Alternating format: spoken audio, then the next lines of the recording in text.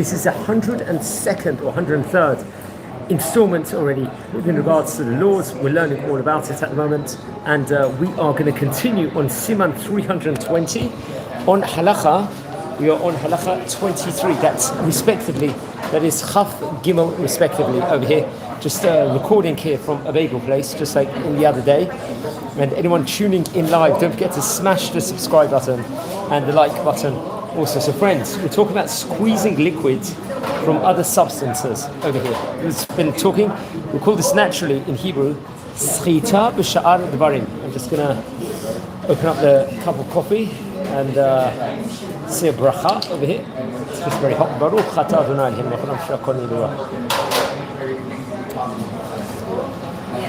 Let it sit. This will just start. Okay. We're in Halacha Chaf Gimel over here.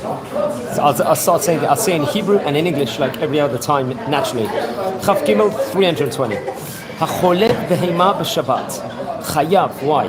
Mishum toldat shel melachat dash. What's going on here? The act of milking an animal on Shabbat is a capital offense of Shabbat desecration.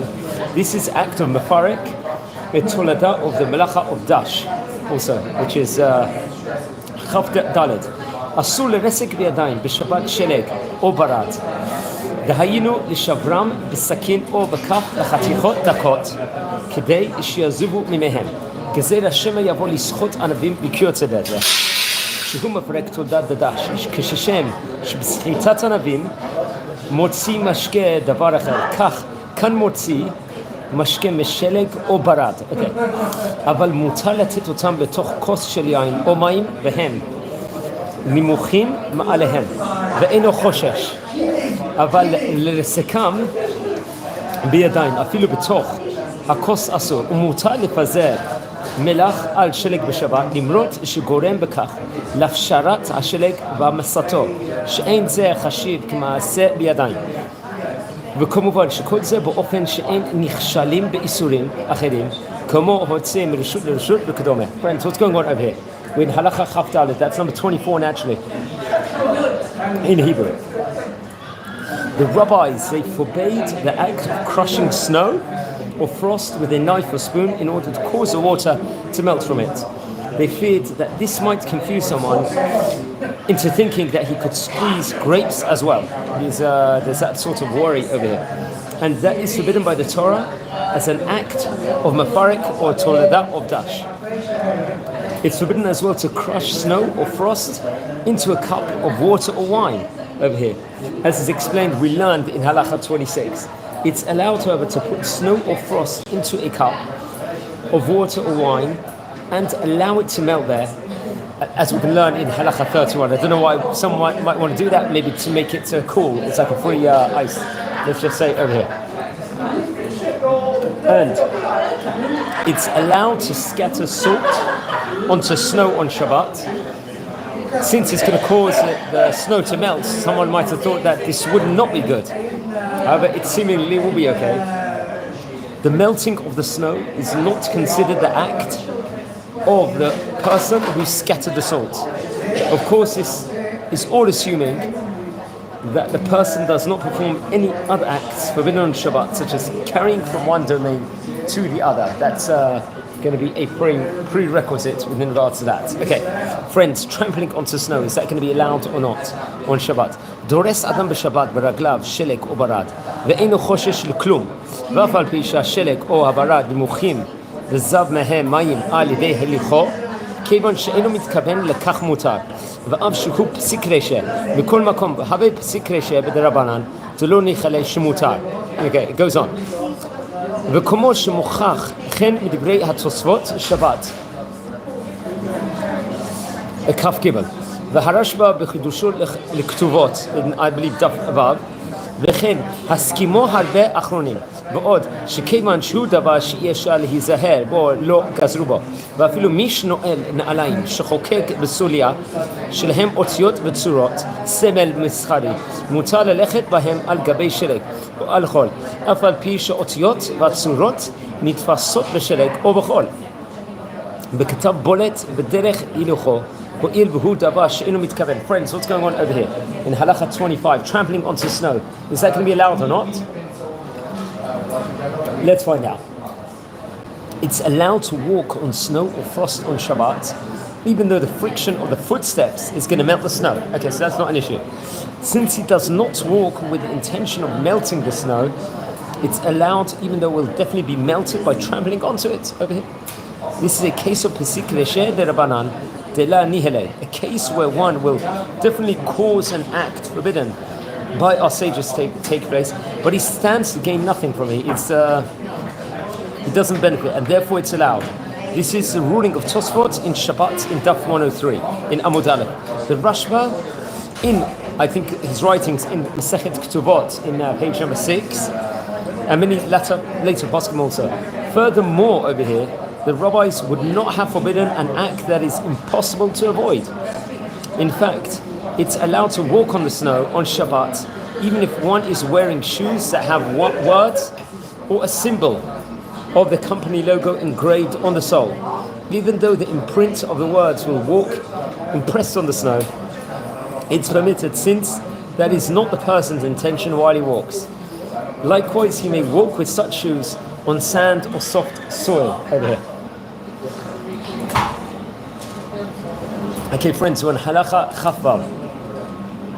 יש אומרים שמותר לרסק שלג או ברד בידיים כשהם בתוך כלי של מים או יין, שמכיוון שהם מעורבים במשקה ואינם בעין לא גזרו בזה, ויש חולקים.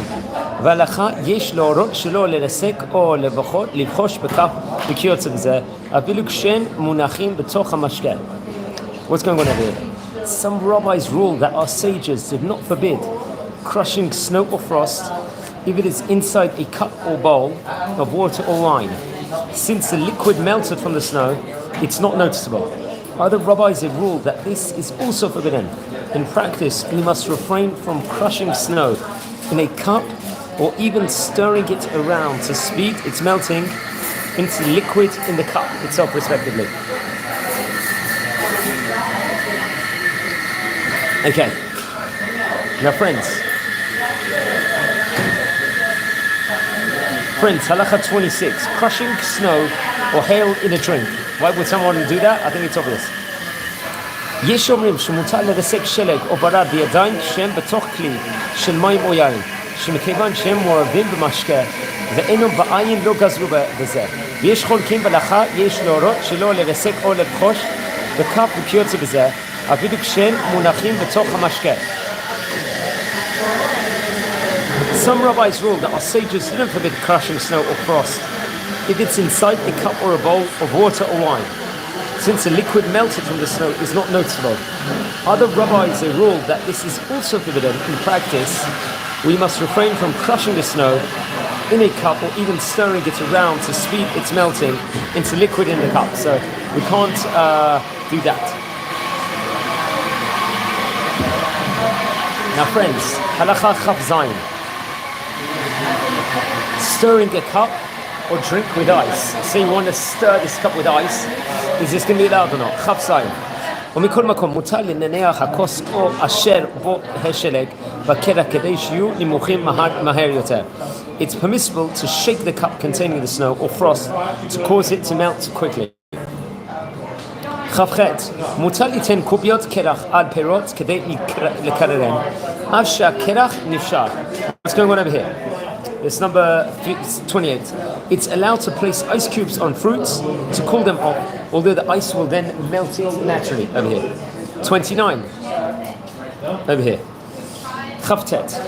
דין הקרח כדין השלג בעברד, שאסור לרסקו כדי שיזובו מימיו.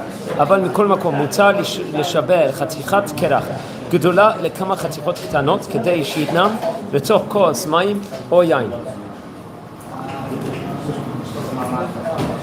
Okay. It is forbidden to crush ice or stir it around to cause it to melt, just like snow or frost. It's permissible, however, to break a large chunk of ice into smaller pieces to insert them into cups of water or wine. Also, halacha number 30, למד. וכן מותר לשפוך מעט מים על מתקן קוביות קרח כדי שיוכל להוציא משם את הקוביות קרח. Okay. It's allowed to pour a bit of water on an ice cube tray to facilitate removing the cubes from it. That is going to be allowed. That's number lamed. Now lamed aleph. מותר ליתן קוביות קרח או חתיכות שלג או ברד לתוך כוס של יין או של מים. This is what we talked about before. We're going to go on this. והם נמוכים עליהם שואיל ואין עושה מעשה בידיים לא גזרו בהם חכמים וכן אם נתנם בחמה או כנגד המדורה בצלוחית ריקה ונמוכה מעליהם מותרים בשתייה ואין בזה משום נולד. Okay, what's going on here, friend? Lamed Aleph. It's permissible to place ice cubes or pieces of snow or frost into a cup of wine or water and allow them to melt. The rabbis didn't forbid this since no action is taken to melt the snow or ice. It's likewise allowed to place ice cubes in an empty bottle in the sunlight or near a fire to allow them to melt. One may afterwards drink that water. It does not become muksa as nolad over here. Something newly created. It doesn't actually gain that status over here. Okay. Halacha lamed bet, friends. 32. Okay, this is live. Anyone that's not subscribed yet, subscribe to the channel. Smash the like button and the subscribe button. We're coming close to 3,500 members over here at the moment. צריך להיזהר בחורף שלא ייטל ידיו במים שיש בהם שלג או ברד ואם מוכרח ליטול מהם להיזהר על כל פנים שלא ידחוק את השלג או את הברד בין ידיו שלא יהיה מרסק. In the winter, one may take care not to wash hands with water that is mixed with snow or frost. Why is this? If one has no other choice, one may wash with such water, but one must take special care not to crush the snow or frost with one's hands. That's not going to be allowed over there naturally. Okay. Everyone on the live chat, please keep the comments respectful. Also. Halacha 33, Lamed Gimel. Breaking ice in order to immerse in water in the mikveh. Especially these were questions the rabbis had to grapple with back in the day when we didn't have mikvahs and everything else. Number 33. Mikveh שהגליד על שפתו מקור, מותר לשבור את הקרח כדי לטבול שם בשבת. וכן בו מים בחצר שהגליד על שפתו, מותר לשבור את הקרח ולהוציא ממנו מים. באופן שאין בו איסור הוצאה. וכן אם נעשה קרח על פני הבאר או הנהר, מותר לשבר הקרח דאב שהוא מחובר לקרקע, אין בזה משום בנייה וסתירה. כיוון שיש עליהם תורת מים, וכל שעושה לצורך שבת מותר. Okay, what's going on here, friends? If the surface of the water in the mikveh has frozen over, it's allowed to break the ice in order to immerse in the water. You're allowed to smash ice over here, according to this. The same applies to a well containing water. One may break the ice on its surface in order to draw the water. This is assuming that there is no issue of carrying when drawing water from the well. Naturally, one may even break ice on the surface of a river or an artesian well. Even though the water is connected to ground, breaking the ice is not an act of the melachot of boneh v'soter. Building or tearing down, the ice is considered to be water, and one may break the ice whenever one needs water for Shabbat, naturally. It's very important. Lamed Daled now. How about placing congealed fat near a fire? Some people, they enjoy eating fats, especially on Shabbat. Definitely not healthy, not recommended, but some people enjoy it. שומן שנקרש על פני הקדירה שיש בה רוטב ונימוח על ידי שנתנו כנגד האש או על גבי קדירה המונחת על האש מותר באכילה ואפילו לכתחילה מותר לעשות כן ואין זה דומה למה שאסרו לרסק שלג או ברד שהרי אינו עושה מעשה בידיים לרסקן אלא נותנן כנגד המדורה והם נמוכים עליהם ומכל מקום אחינו אשכנזים נוהגים להחמיא בזה לכתחילה משום נולד ורק במקום צורך סומכים על הסברה הנראה לי להקל. What's going on over here? If someone places a pot of food to be warmed up on Shabbat and there is a layer of congealed fat on top of the gravy in the pot that will melt in the heat, One may eat that food, including the gravy. That's going to be allowed. It's allowed to warm up such a pot of food, even if one knows that this will happen. This cannot be compared to crushing snow or frost, which our sages forbade on Shabbat. Since no action is taken to melt the fat, it simply melts by itself in the heat. Our brothers Ashkenazim Jews, they have the custom to refrain from doing this, since the melted fat is something new, it's something not allowed over here. If it's needed for some reason, then even Ashkenazic Jews rely on the opinion that will matir, that will permit it. For instance, in Halacha Lamed Hey at the moment, adding sugar to drink, is this going to be a problem or not? One might think this might be a problem over here. Kavana gula keli ten sukar letoch kos mayim libchosh al yedei kav kri yotzeh ve'en she'en meraskin et hakerach yadayim av she'hakerach betoch hamayim mikol makom besukar na'agu la'akel. The common custom is to permit the act of stirring sugar in a cup of water with a spoon so that it dissolves into the water. Although we do not permit the identical act concerning ice, we do permit it with sugar. Over here. Okay, friends, we're on Halacha Lamed Vav, that's 36. ומכל שכן שמותר לשפוך תה רותח ואפילו מכלי ראשון על הסוכר שבכוס כדי שיהיה נימוח מיד ואין לחוש בזה גם לאיסור מבשל אחר שהסוכר כבר מבושל ואין בישול אחר בישול בדבר יבש. Okay. It's certainly permissible to pour scalding hot tea onto sugar in a cup, even directly from a kli rishon, causing it to dissolve instantly. But this does not infringe upon the restrictions against cooking on Shabbat, since sugar is cooked product, and there is no prohibition against cooking a solid food on Shabbat if it has already been cooked. So, in bishul achar bishul, with regards to solid foods that we have very much learned about before. How about soaking raisins or peaches? I think it was my uncle in England. He's Iranian. He used to soak raisins and make wine out of it. But can you soak raisins full stop or peaches? כיוון נתפעל לאל שמוצע ליתן צימוקים ופרסקים בשבת בתוך המים שבכלי כדי לעשות משקה ולשתותו באותו יום ואין איסור בזה משום כובש כבשים וגם אין איסור בזה משום סחיטה. What's going on in 37?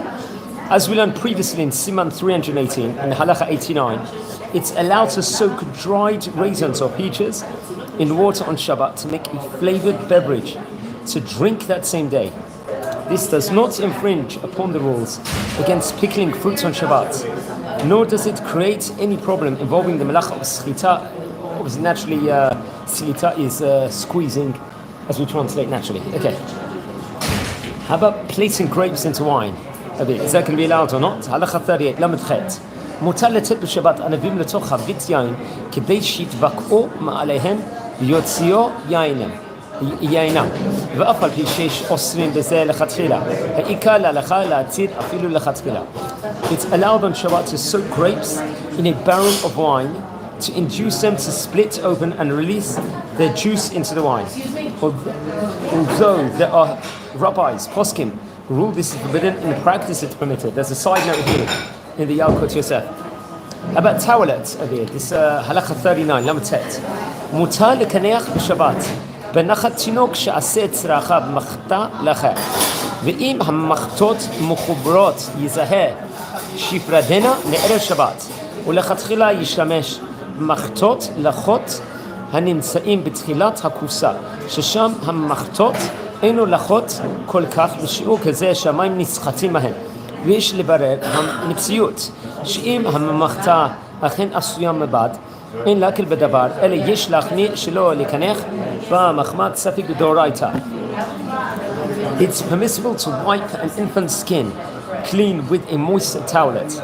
If the towelettes are attached to one another, one must separate them before Shabbat, for Shabbat use.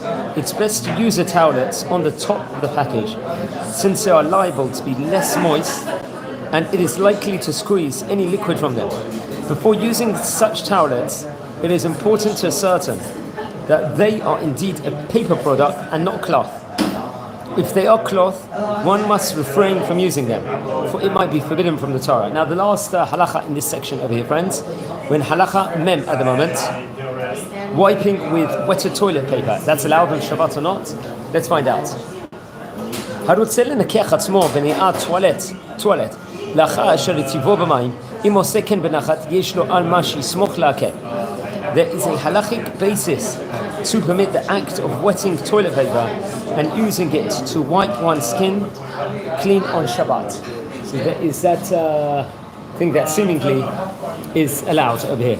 Now we're going on a new section over here of tzovea. What is tzovea, friends? Dyeing. Over here. It's a new topic in the halachot. It's sort of branched out from the previous one. We're still on Siman 320 over here. Melechet tzovea. Mem Aleph, actually. Okay, let's take it underway. הצובה הוא אחד מל"ט מלאכות אסורות בשבת, ואין הצובה בשבת חייב עד שיהיה צבע המתקיים. אבל הצובה בצבע שאינו מתקיים, הרי זה פטור אבל אסור מדברי סופרים. What's going on over here? Dyeing or coloring, צובע naturally, is one of the 39 melachot, one of the 39 melachot of Shabbat, which is forbidden. And it's a capital offense of Shabbat desecration. This is only if one colors with a medium that will not fade away automatically with time over here. This is the case over here. Coloring with a medium that will fade away soon afterwards is forbidden only by the rabbis over here, only by the sages. How about mixing dye with water? Is that going to be allowed on Shabbat or not? Halacha mem bet. המסייד את כותלי ביתו בשבת, או הצובע את החלונות ביתו, או הרהיטים, חייב משום צובע, דהבי דבר מתקיים. אמנם בנתינת הצבע לתוך מים יש אומרים שאין בזה חייב חטאת, שהרי אין המטרה לצובע את המים, אלא לצבוע את החפץ שנותן עליו הצבע. ויש חולקים. What's going on here, friends? Membet. Okay, halacha membet, that's 42. Someone who paints the walls of a house, the windowsills or furniture, God forbid on Shabbat, is guilty of a capital offense of Shabbat desecration. Some rabbis ruled that adding, let's say, a pigment to water is not a capital offense, since one's goals in this act is not to color the water, but to use a mixture to color something else over here. Other rabbis are going to disagree with this distinction, and we have to look above with regards to this specific thing. Okay, friends, when halacha mem gimel over here, paint that dries only after Shabbat. What's it in? Mem gimel. Im tzeva b'Shabbat likrat erev, ובעוד הצבע לך יצא השבת. יש אומרים דאינו חייב משום צבע, ויש חולקים דאף שהצבע לך שפים מקרי הצביעה. Okay. Some rabbis ruled that if someone painted something late on Shabbat afternoon and the paint was still wet when Shabbat was over, he is not guilty of capital offense of Shabbat desecration. But others ruled that the act of painting is complete even before the paint dries. So by just doing it before Shabbat, there's a drying up process of this. You could even be guilty if you do it just before Shabbat, because the whole time as Shabbat is progressing, you could be inadvertently have been completing this act of painting even by not doing anything. But others, I think, will rule that it's not allowed over here. By the way, everyone on the live chat, especially B'nai Noach at the moment, number 7, thanks so much for your good wishes with regard to Israel. May Hashem bless you. God bless you so much on live chat for sticking up for Israel. And I really, really appreciate it. Okay, we keep going with Israeli flags, and I like to see that a lot. It's giving me an energy while I'm doing live streams. Always. B'nai Noach, thank you very much. Keep up it, and I appreciate all your comments whenever I do live streams. Okay, friends, number 44, polishing shoes on Shabbat. Obviously, I think we know the halacha within regards to that. אסור לצבוע בשבת את המנעלים, אף שקבע היה עליהם צבע, ואף אסור לומר לגוי לצחצחם בשבילו. What's going on here? It's forbidden to apply shoe polish to shoes on Shabbat, although they have already been colored. It's likewise forbidden to instruct a non-Jew to polish one shoe on Shabbat also. So you can't tell a non-Jew. One might have thought by asking a Gentile to do that, it will be okay, but of course not. Okay, halacha mem hey.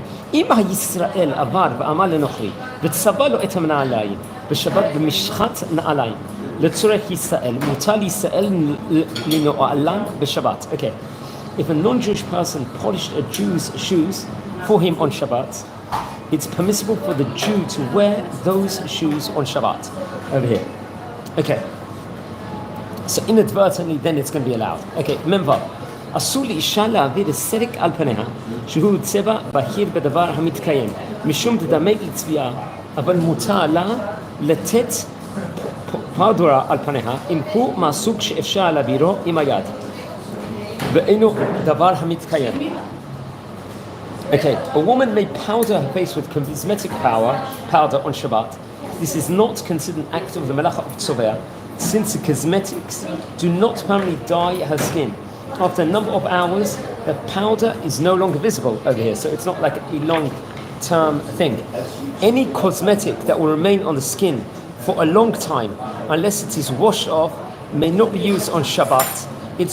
It is a prohibited as an act of tzoveh over here. It's going to be over here. Okay, lipstick and nail polish, that's the next thing over here. We're talking about Mem Zayin, naturally. אסור לאישה לצבוע את שפתיה בשפתון אודם בשבת, וכן אסור לה לצבוע בשבת את ציפורניה בלק, שיש בזה איסור צבע. Okay, using lipsticks or nail polish is forbidden on Shabbat as an act of tzoveh. מ"ח, האוכל בשבת מפירות המשארים רושם של צבע בידיו, כגון תותים ורימונים וכיוצא בזה. צריך להיזהר שלא יקנח פיו בידיו במפה כדי שלא יצבע את המפה בצבע הפירות שבידיו, ולכן ירחץ ידיו במים ואחר כך דין גוון. ואף שמעיקר הדין אין בזה איסור צבע, והרי בסקרי שדלא ניחלה באיסור דרבנן. מכל מקום, מאחר ואפשר בנקל לרחוץ בניקיון ידיו תחילה במים קודם שיקנח ידיו במפה, טוב להחמיר לעשות כן, שרי אפילו בכל הדרך לעשות כן, ולא להשחית ולקלקל המגבת. במקום צורך יש להקל. So what's going on here? Number 48. After eating fruits such as strawberries or pomegranates on Shabbat, one must refrain from wiping one's mouth or hands on a cloth. Why is this? I think it's obvious why this is. For by doing so, one will dye the cloth, because naturally it's a very sharp color. It's like lipstick in a way, you could say. One should first wash with water, and then one may dry them with a towel. Technically, it should be allowed to wipe the hands clean with a cloth, since a person does not want to stain the cloth, and staining it is not an act prohibited by the state Torah. Obviously, one doesn't want to destroy their clothes or anything by getting it wet. This is in the category of sikresha, concerning an act forbidden by our sages that one does not want to happen. Even so, since one can easily avoid the entire issue by washing with water before wiping with a cloth, this is a preferred procedure. After all, this is probably what one would do on weekdays as well, to avoid staining the cloth. In a case where it is necessary, however, one may be lenient and simply wipe one's hands on a cloth over here. Okay, friends, now we are on Halacha Memtet over here. 49. Fruits that color the lips. You could argue that by eating a fruit like a strawberry, it's like putting lipstick on. What's it in? מותר לאישה לאכול בשבת תותים ושאר פירות הצובעים המשארים רושם על שפתיה, ואף על פי שבזה היא צובעת את שפתיה בצבע אדום, והרי כאילו צובעת שפתיה בשבתון אודם, כיוון שאינו מתכוונות לכך מותר, ואף על פי שהוא בסקרשה, כיוון שאין דרך צביעה בכך שפי דמי. What's going on over here? Number 49. A woman over here may eat fruits such as strawberries on Shabbat, even though they may color her lips red. This is allowed, since this is not her intent, and because it is not the manner in which one colors, and even if the fruits will definitely color her lips. Hello?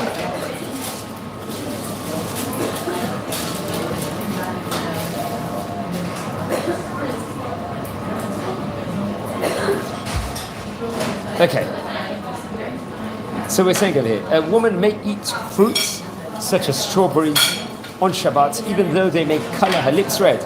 This is permitted since this is not her intent, and because it is not, over here, the manner in which one colors, even if the fruits will definitely color her lips. Friends, I'm just going to take a 1 minute break.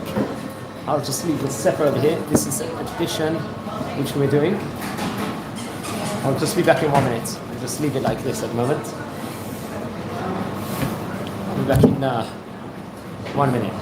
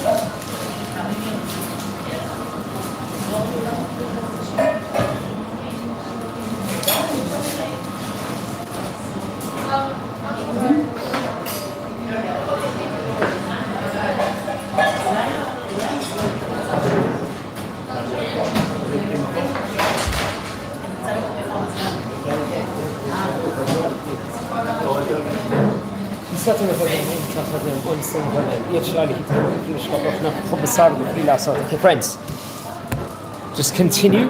I think we're on halacha number 50 over there. We left off with. Everyone, thanks for tuning in. Don't forget to smash the like button, also and the subscribe button if you're not subscribed yet.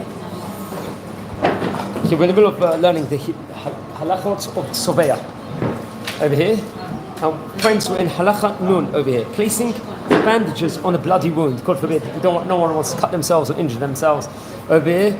And let's talk about this now. Halacha nun. Mutar laniach tachboshet levana al gabei maka sheyotze menu dam b'shabbat. Ve'en la'asu b'ze mishum shetzova et hatachboshet. בפרט שהתחבושת עומדת לזריקה, וגם אין זו דרך צביעה אלא דרך לכלוך. וכן יש להקל בנייה טישו, להניחו על פצע בשבת, מלבד שהוא דרך לכלוך. הרי תקף משליך נייה לאיבוד.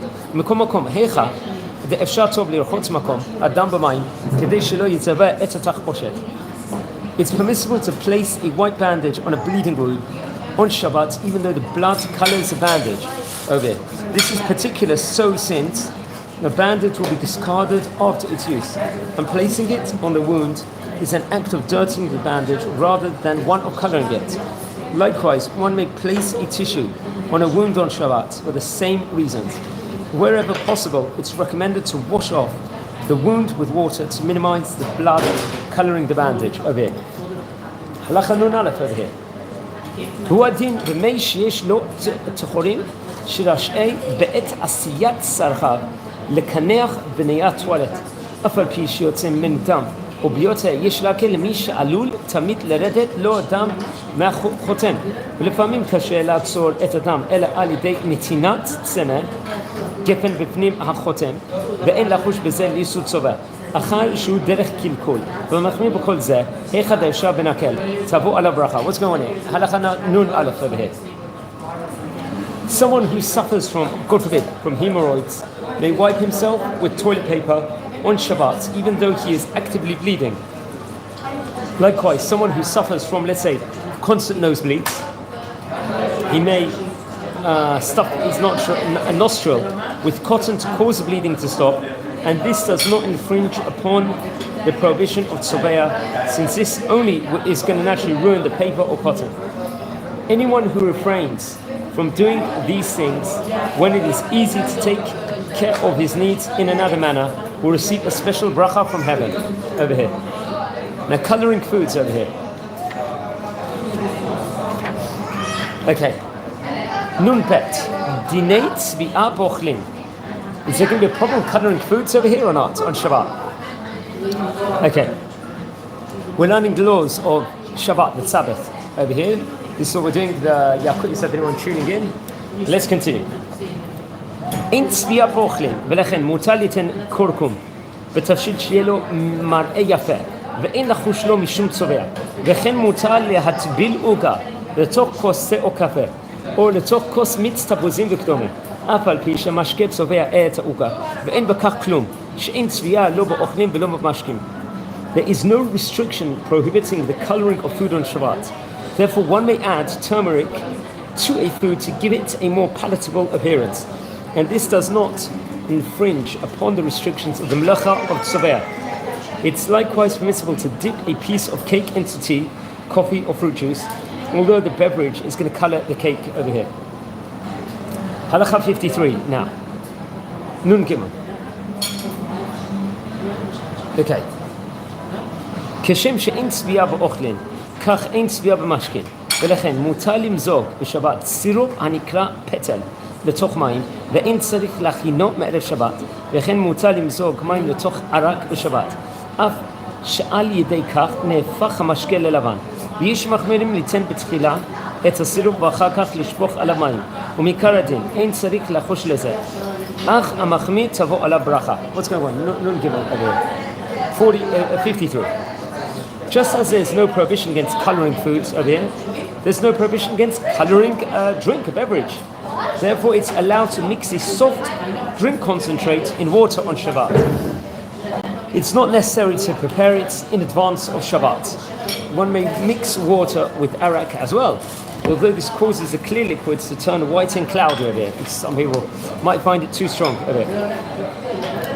Some poskim rule that when preparing soft drinks from concentrate, one must first pour the concentrate into the empty container and then add the water to it. Technically, it's not necessary to follow this stringency, but anyone who follows it will receive a bracha from heaven. Okay. Now pouring tea concentrate into water. What's the thing? וכן מותר, נון דלת, וכן מותר לעשות תה בשבת על ידי נתינת מהתמצית לתוך כוס שיש בו מים חמים, כלי שני, ואין לחוש בזה לאיסור צובע בשבת. וגם בזה יש מחמירים ליתן תחילה בכוס את מי התמצית ומערים לתוכו מים חמים מכלי שני כדי לחוש לאיסור צביעה במשכין, ואף שמעיקר הדין אין צריך לחוש לזה. בכל מקום המחמיר תבוא על הברכה. What's going on over here? וכן מותר להוסיף אבקת קפה בשבת לתוך כוס מים חמים בעת שתייתו, אף על פי שבכך הוא צובע את המים. Okay, what's going on? Likewise, it's permissible to make tea on Shabbat by pouring tea concentrate into hot water in a cup, a cliché naturally. Over here, this is not forbidden act of melacha of tzovea, as in the above case. There are poskim who rule that one must first pour the concentrate into the cup and then add the hot water from a cliché, since they rule that there is a prohibition against cooking coloring beverages. Technically, it's not necessary to follow this stringency, but anyone who does so will receive a bracha from heaven. We have to look back at 31840. What is Halakha 318? Sif 40. For the procedure of preparing tea without infringing upon the prohibition against cooking on Shabbat. Okay, friends, we're on Halakha 55, that's Nun Hey, naturally in Hebrew. Mutar losif yain adom or al yain lavan. או על מיץ ענבים שצבעו בהיר, ואין בזה איסור צובע, ואפילו אם מתכוון לכתחילה לעשות מראה במשקה. So what's going on? It's allowed to add red wine to white wine or light grape juice. This does not infringe upon the prohibition of melacha of tzovea, even if one's intention in mixing the beverage is to color it. I think it was on a Havdalah I did, or one of the kiddushs I did on Shabbat 2 or 3 months ago. I actually had a lack of dry red wine, so I think I mixed a bit of white wine with it. I'm very cautious not to mix the drinks because it could cause other problems, other side issues. But I did over there because the optimum, as we learned, Chacham Ovadi actually wrote down that one should have a dry red wine on Shabbat Shulchan Aruch. It should look red, at least. So I think I did that actually, but that was only on 1 or 2 occasions. Okay. Now, Halakha 56, Nun Vav. מותר לשרות בשבת צימוקים ופרסקים במים, שלא אסרו אלה דיו וסמננים שעושים צבע. It's allowed to soak raisins or peaches in water, our sages prohibited only mixing of pigments with water. 57. אף שביראנו שאין צביעה במשקים, מכל מקום הצובה בשבת מחלים או משקים בצבע ממש, ולא במיני מאכל. יש לעשו בזה משום צובה. 57. Although it's permissible to color foods on Shabbat, that is only if someone colors it with food coloring or something edible. It's forbidden, obviously, to paint food with inedible paint, obviously. So that, I don't know why someone wouldn't do that, but that is going to be forbidden over there. 58. Toilet bowl in disinfectant. Allowed on Shabbat or not? יש הנותנים בתוך מיכל המים של בית הכיסא צנצנת שיש בה חומר מחטא בצבע כחול, וכאשר מושכים הידית להוריד את המים הם נצבעים בצבע כחול. יש אומרים שמותר להם למשוך את ידית המיכל בשבת כדי להוריד מים, לשטוף את האסלה. אף שעל ידי כך נכנסים מים חדשים למיכל ונמצא שגורם לצביעתם, ויש חולקים בעיקר לדינה להקל בזה, ומקלים בזה יש להם על מה שיסמכו, שמעיקר הדין אין לחוש בזה לא לאיסור צובע ולא לאיסור ממרח ולא לאיסור מוליד ריח במים. Halacha 58. Some poskim rule that it's permissible to use a toilet bowl on Shabbat, even if it is equipped with a disinfectant that turns the water blue each time the toilet is flushed. There are rabbis who ruled that it's forbidden, but technically the halacha is that it's allowed. It involves no forbidden act of the malacha of tzovea or that of marea, and neither is it forbidden to create a fragrance in the water. Okay, 3 more halachot in this section over here. Okay, friends, it's permissible on Shabbat to place food in a paper plate or to pour a colored beverage into a paper cup, even though the paper becomes stained over here. This is not an act of the malacha of tzovea, it will only dirty the paper over here. Dipping cotton into wine, is that going to be not allowed or not? Let's see. מותר למוהל לתת חתיכת צמר גפן בתוך יין בשבת כדי להתאים לתינוק אחר המילה ואין לחוש בזה לצביעת הצמר גפן. It's allowed for mohel to dip a cotton bowl into wine on Shabbat to place into the infant's mouth after the circumcision. This is not considered an act of tzovea, and furthermore, it is an act of dirtying, and is not an act of malacha at all. Over here. Okay, now the last halacha in this section: photosensitive lenses. What's the din within regards to that? Over here. Once again, B'nai Noach on live chat. Thanks so much for your fantastic comments all time. May God bless you. Okay, סמך א', משקפיים אשר צבע הסגוגיות שלהם משתנה בהתאם לקרני אור השמש, שכאשר אדם יוצא מביתו אל הרחוב נעשות כהות, וכאשר חוזר לביתו חוזרות ומתבהרות כזכוכית רגילה, מותר לצאת בהם בשבת, אין לחוש בזה לאיסור צובע. It is permissible to wear photosensitive glasses on Shabbat, even though when one goes out into the sunlight wearing them, the lenses turn opaque. And when one goes into, let's say, a shady area, they will turn transparent. This is not considered to be an act of the malacha of tzovea. Okay, friends, we are now, we're going to actually enter a new section of Tochen, that's grinding on Shabbat. And it's actually interesting, we're about to finish the second chelek of the Yalkut Yosef at the moment. There's going to be one more, a fantastic progress. I'm just going to give the introduction now on the Melacha of Tochen of grinding, and then we will, on the next, I think the next installment, we will go further. I think this deserves definitely a short introduction. What's Tochen?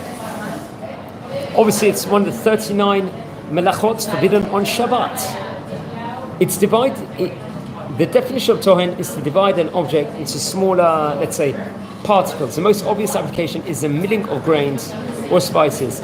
This act is a capital offense of Shabbat desecration. And someone who commits this act, grinding, let's say, kagogeret of grain or spice in error, must bring a korban hatat sacrifice in the Bet HaMikdash when it's rebuilt. The malacha over here, I'm reading the instruction here. The malacha over here is not limited to foodstuffs. Grinding wood or metal on Shabbat in order to use the shavings also is considered a capital offense over here. The Rambam interpreted the passage to mean that one is guilty if one chopped, let's say, spinach in preparing for cooking it. Over here.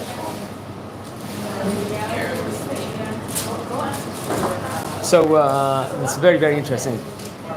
Regarding the act of milling spices, all the poskim agree that it's forbidden on Shabbat since the spice is far less usable before it's ground. Over here. I'm just going to start off the halachot over here, and let's see. Then next time we're going to hopefully finish the second volume over here. That's just a snippet of the instruction. I very much recommend everyone to get the Saka edition of the Yalkut Yosef, and then you can read the whole instructions yourself. This is what the book actually looks like itself. Over here. Okay. Dinei Tochen b'Shabbat, Siman 321, Halacha Aleph. HaTochen b'Shabbat, Chitim o Seorim, B'kirtz b'hem Kishu Gra Goret, Kishu Kishlish Beitza Chayav. V'chein HaDerech Tavlin, V'medocha, V'chein HaShochek Simanim Machteshet.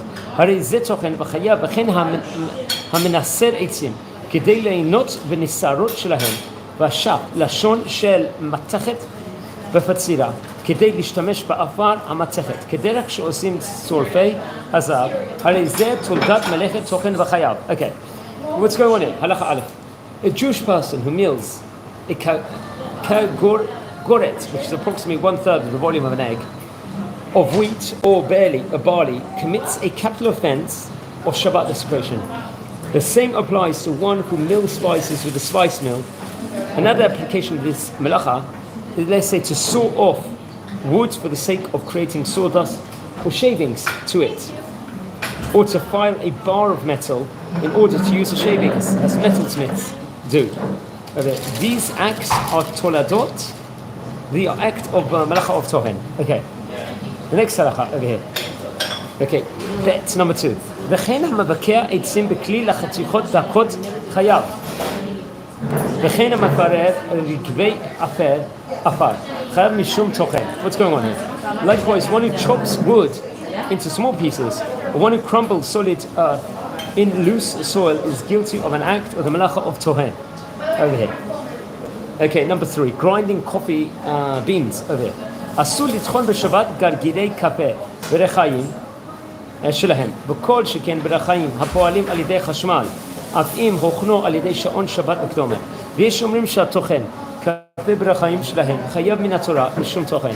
ויש חולקים ואוסרים, צחינת הקפה ברחיים שלהם רק מדרבנן. What's going on? Okay. It's forbidden to grind coffee beans in a coffee mill, and certainly to grind them in an electric mill, operating on Shabbat with a timer. Some poskim ruled that this is a capital offense of performing the malacha of Tochen, but others maintain that grinding coffee beans in a coffee mill is prohibited only by our sages itself. Halacha Daled now. I'm going to have to wrap up in a couple of minutes, but Halacha Daled over here. יש אומרים שהמחתך את הירק בסכין דקדק, הרי זה תולדות תוכן וחייו.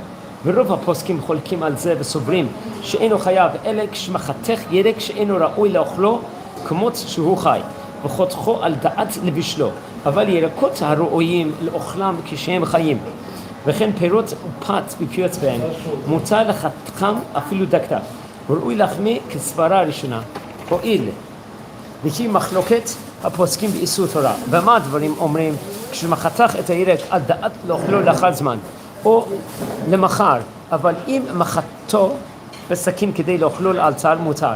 וגם אם חותך בסכין דקדק לתת לאחרים לאכול מיד, או שחותך סמוך לסעודה אפילו שהוא כדי שיאכלנו בסוף הסעודה מותר. What's going on? Some rabbis, they ruled that someone who chops vegetables into small pieces is guilty of performing an act that is a toledah of the malacha of Tochen, naturally. Most rabbis, however, poskim, however, rule that one is guilty only when one chops a type of vegetable that is inedible unless it's chopped and prepared for cooking. It's allowed, according to these poskim, to chop salad, vegetables, or fruit or bread, even into tiny pieces. In practice, we should follow the first, more stringent opinion, since the issue involves a Torah prohibition. This is an issue, however, only if one plants to eat the salad if one plans to eat the salad later on during the day. If one plans to eat it immediately, it's going to be allowed according to all the rabbis, all the poskim. Likewise, one may chop vegetable for a salad just before a meal, even if the salad will be eaten at the end of the meal itself, respectively. Okay, friends, I think we're going to, over here, call it a day over here. Next time round, we are going to continue on Siman 321, on halacha, the fifth halacha over there. So I'm going to wish you all bid you all farewell. Remember, this is Nishmat Rabbi Leodi's wife and 2 daughters. And please don't forget to smash the subscribe button, smash the like button, and learn the halachot and watch over the previous 102 installments already. Friends, have a fantastic day.